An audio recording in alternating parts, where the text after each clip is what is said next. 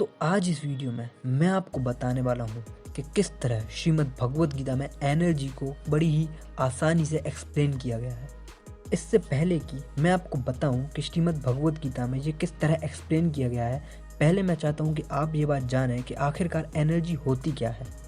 तो एनर्जी एक ऐसी शक्ति है जिससे कि ये पूरा यूनिवर्स या कहें तो पूरा का पूरा मल्टीवर्स बना हुआ है। हर वो चीज़ जिसे आप देख सकते हैं अपनी आँखों से या हर वो चीज़ जिसे आप नहीं भी देख सकते हैं, ये सभी चीज़ें एनर्जी से बनी हुई हैं। अब इसे ही मैं आपको साइंटिफिकली एक्सप्लेन करता हूँ। तो हम जानते हैं मॉलिक्यूल्स होते हैं, मॉलिक्यूल्स के अंदर एटम्स होते हैं, एटम्स के अंदर इलेक्ट्रॉन, प्रोटॉन एंड न्यूट्रॉन्स होते हैं।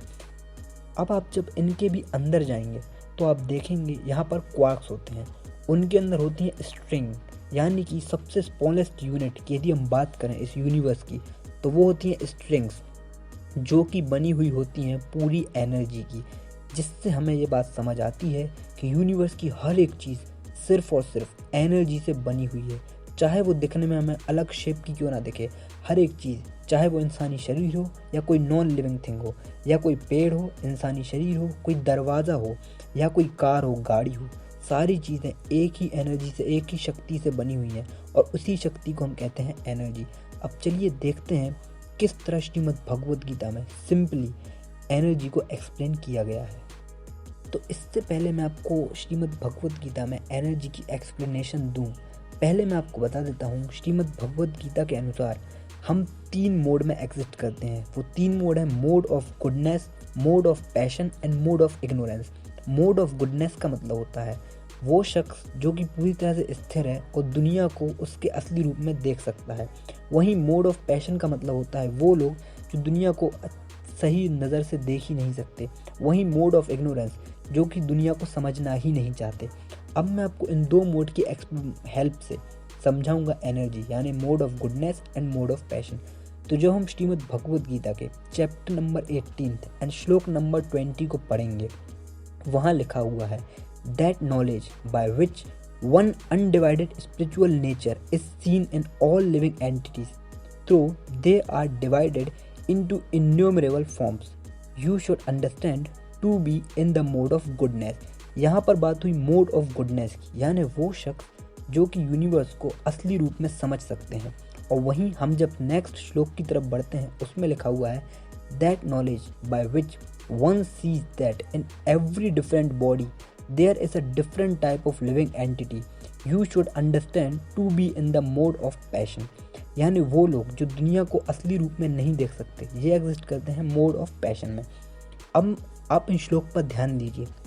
पहला मैंने आपको जो श्लोक बताया था उसमें लिखा हुआ है one undivided spiritual nature see in all living entities.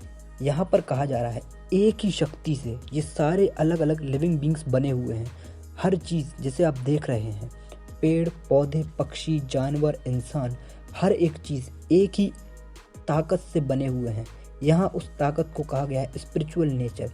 यहाँ पर एनर्जी की बात ही की जा रही है, इसलिए यहाँ लिखा हुआ है वन अनडिवाइडेड स्पिरिचुअल नेचर। इस बात पर आप बहुत ध्यान दीजिए, इस वर्ड में उन्होंने एनर्जी को एक्सप्लेन किया है। आगे लिखा हुआ है they are divided into innumerable form. Divide का मतलब टूटना नहीं है, यहाँ डिवाइड का मतलब है बटा हुआ। याद रखिए पहले मैंने अनडिवाइडेड वर्ड यूज़ किया है, अब जो वर्ड यूज़ हो रहा है वो लिखा है डिवाइडेड, यानी कि एक ही ताकत जो कि टूट नहीं सकती, वही अलग अलग जीवित लोगों में या जो चीज़ जीवित नहीं भी है उन सब के अंदर एग्जिस्ट करती है। और इस तरह से यहाँ पर एक्सप्लेन किया जा रहा है एनर्जी को।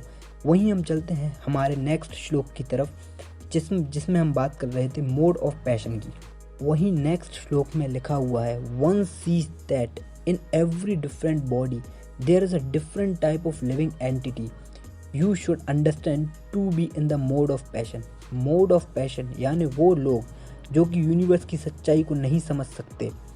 उन लोगों को लगता है कि दुनिया की हर एक चीज़ अलग अलग शक्तियों से बनी हुई है।